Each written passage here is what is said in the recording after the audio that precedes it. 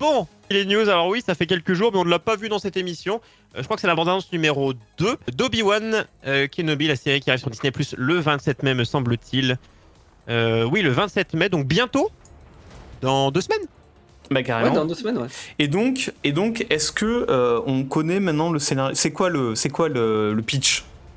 Bah, c'est Obi-Wan sur... C'est Tatooine. Obi-Wan du sur coup, Tatooine, quoi. c'est tout ce qu'on n'a pas vu, quoi. C'est les deux trucs. C'est toute sa vie sur Tatooine. C'est ça? En gros, on l'imagine qu'il a dormi pendant des années, mais finalement non. Et c'est très intéressant, je trouve que ça va être un... Bon, hormis celui d'Ahsoka, mais Ahsoka ne va intéresser que ceux qui ont regardé les dessins animés. Sinon les autres, ils vont faire Zeki. Qui sont excellents, au passage. Donc voilà, ça, les dessins animés, oui, pour moi, c'est les œuvres au top, avec les comics qui subliment encore plus Star Wars. Enfin, bref. Et du coup, là, je pense que... Alors, ça va être une petite série, je pense. Voilà, 6 épisodes. 6 épisodes, ouais. Je pense que c'est à la fois... Ah, c'est pas assez, mais à la fois, dans un même décor, c'est suffisant. Et c'est très intéressant parce qu'il y avait la grande question de savoir...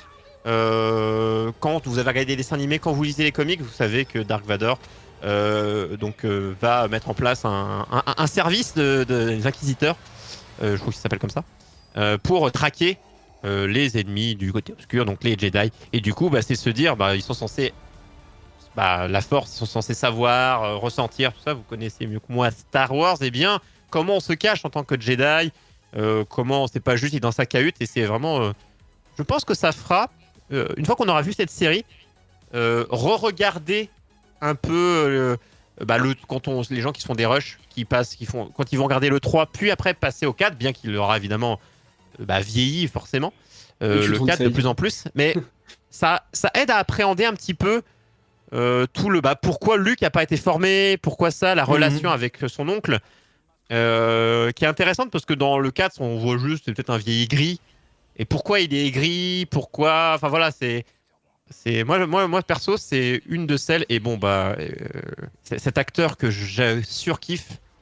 Ouais, ça par contre, je suis d'accord. Oui, moi, je suis hyper content qu'ils aient pris Ewan McGregor, qu'ils aient pas remplacé par. Excellent. Ils auraient pu prendre un jeune, tu vois, mais il est exceptionnel. Moi personnellement, il a suivi Obi-Wan tout le long. Alors à part je sais pas comment il s'appelle, c'est Sir Mac, je sais plus quoi, le vieil acteur d'Obi-Wan des 4, 5, 6. Mac, pourquoi? Désolé à lui. Pourquoi lui, il y est pas dans la série? Non, mais il doit être mort, je pense. Il est décédé, je crois. Je pense, oui. Non, mais voilà, mais je dis que Ewan McGregor a suivi Obi-Wan tout le long, sauf dans les vieux films, forcément, c'était pas lui, évidemment. Mais au moins dans les 1, 2, 3, et moi, je trouve ça fou. Et je crois qu'aussi, alors je sais pas dans quel moment on peut le voir, parce que techniquement, Dark Vador a déjà son service 3 pièces. Que je n'ai plus le nom de l'acteur, Christensen. Anakin, qui est censé être dedans aussi, je crois. Il intégrait le truc. Alors peut-être des moments avec des flashbacks.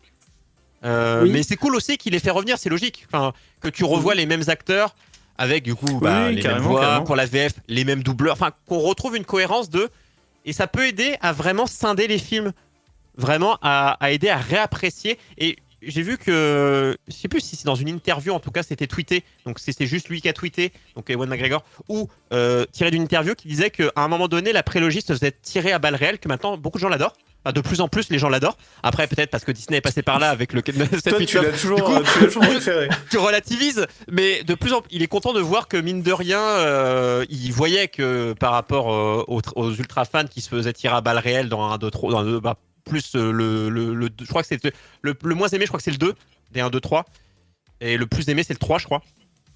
Enfin ça dépend des gens, mais globalement chacun a son préféré dans la prélogie, et là il dit globalement la prélogie reste plutôt aujourd'hui, avec tout ce qui se fait, bien apprécié, et les gens sont contents. Quand les gens sont contents de le revoir, ils se disent c'est normal, apprécié, et ça se suit, quoi. Quand t'as vu après le 7-8, tu te dis putain, c'est elle est bien la prélogie quand même, parce quand t'as vu ce que Disney en a fait, tu te dis en fait, tu dis que la 1, 2, 3 a un bon lien avec la 4, 5, 6, et que finalement, la 7, 8, 9 a l'air assez à part.